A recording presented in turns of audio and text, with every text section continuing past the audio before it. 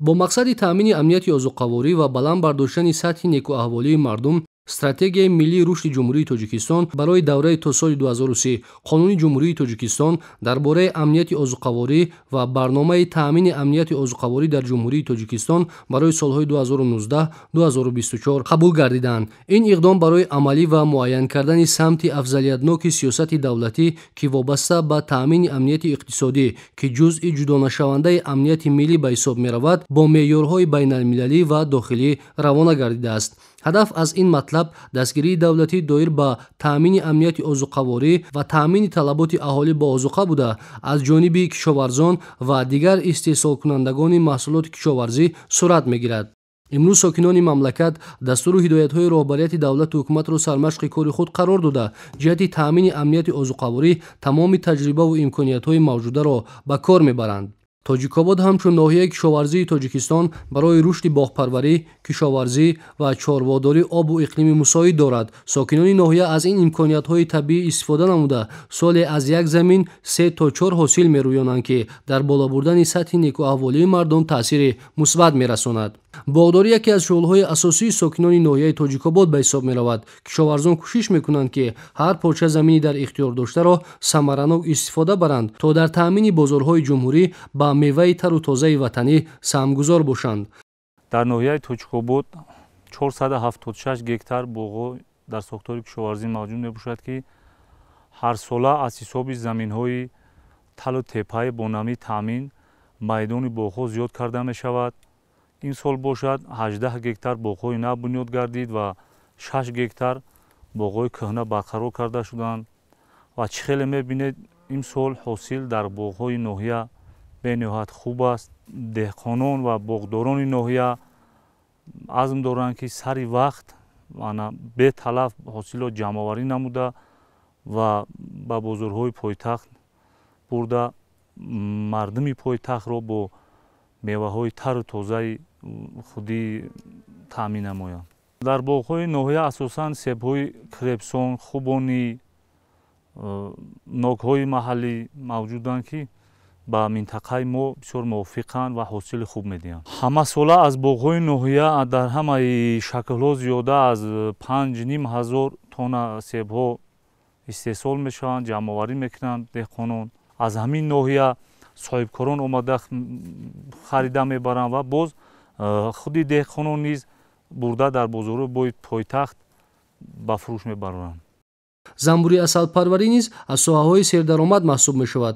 ноҳияи Тоҷикобод бо гиёҳҳои шифобахш, чашмаҳои мусаффо, рудҳои обҳои сард барои истифодабарандагон, алалхусус чорвопарварон ва занбури асалпарварон хеле созгор аст.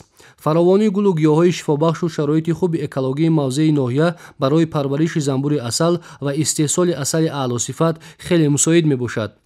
сокинони ноҳия дар баробари боғдорӣ ба чорводорӣ ва картишкапарварӣ низ машғуланд.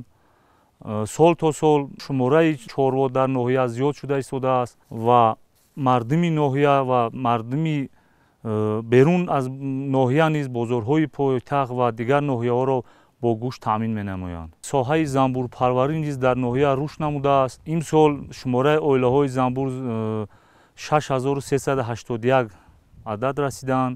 аллакай занбурпарварони ноҳия 2 маротиба ҳосили занбури асалро ба даст оварданд. сол то сол соҳаи занбури асалпарварӣ низ дар ноҳия рушд намуда истодааст. бо истифода аз гулу гиёҳҳои дар ноҳия мавҷуд буда ва иқлими мусоиде ки барои занбурпарварӣ дар ноҳияи мо мебошад, занбурпарварон ҳамасола ҳосили хуби асал ба даст меоранд ва асале ки аз ноҳияи мо истеҳсол мешавад асали тозаи табиӣ мебошад.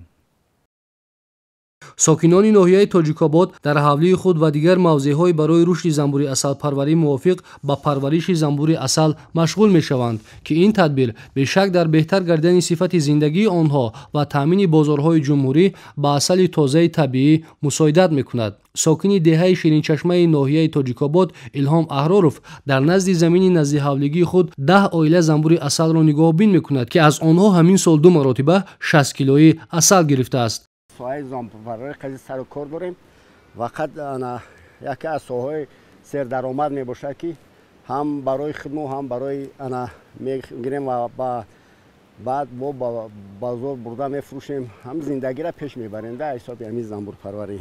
یک 20 سال شد زنبور دارم، زنبور پروریم. این سال زنبور سال خوب اومد. انا زنبور پرور امسال حاصل خوب گرفتن امسال نسبت سالهای پیشتر. شکر همین تنجی و امانی همین دولت حکومت که ما همه جاچ از سایه کرچکا پرورش خیلی در بالا انا زمین داریم با کرچکا میپروریم.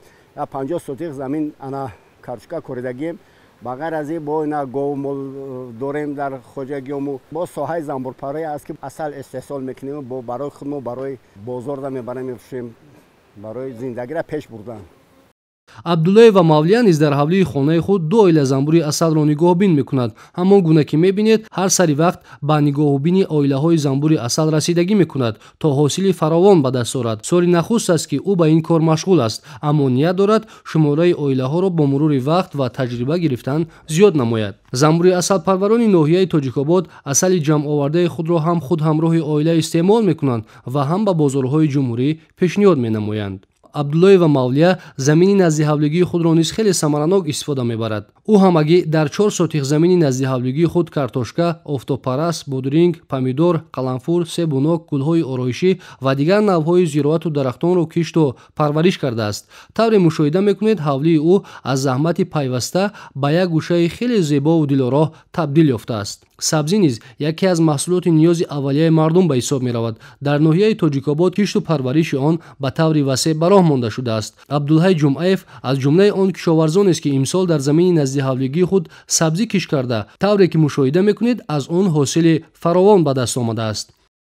سبزی کوریدیم که انا خیلی که به شما معلومه این سال حاصلی خوب به دست آوردیم که ما هر ساله همین کارتوشکا کش میکردیم. کارتوشکا 3-4 تن حاصل به دست میگرفتیم بغیر حاصلی که با بازارها تامین میکردیم با تخمی برای سال دیگر هم میگرفتیم. لیکن این سال حکومت ناحیه که پیشبری کرد که در زمین‌های نزد حولگی زراعت‌های لوبیا، سبزیجات همین را بسیارتر کشت کردیم. ما امسال سبزی شنوندیم که امسال حاصل خوب بسیار به دست آوردیم. ما همین 12 سوتیق نزد حولگی داریم با اهل عائله خودمون کار میکنیم. خب ذخیره هر سال ما 2 ساله ذخیره داریم، چی از حساب سبزیجات چی از میوگی چی بغیر ای با شربت تیار میکنیم. همان گونه که ساکنان ناحیه تاجیک‌آباد اظهار می‌دارند زمین ناحیه خیلی حاصلخیز است و آب و اقلیم آن امکانیت می‌دهد که در ناحیه ساحه کشاورزی، باغداری، پرنده پروری، زنبوری عسل پروری، چارواداری و دیگر ساحه‌های تأمین کننده امنیت عضوقواری مردم به طور روزافزون رشد داده شوند.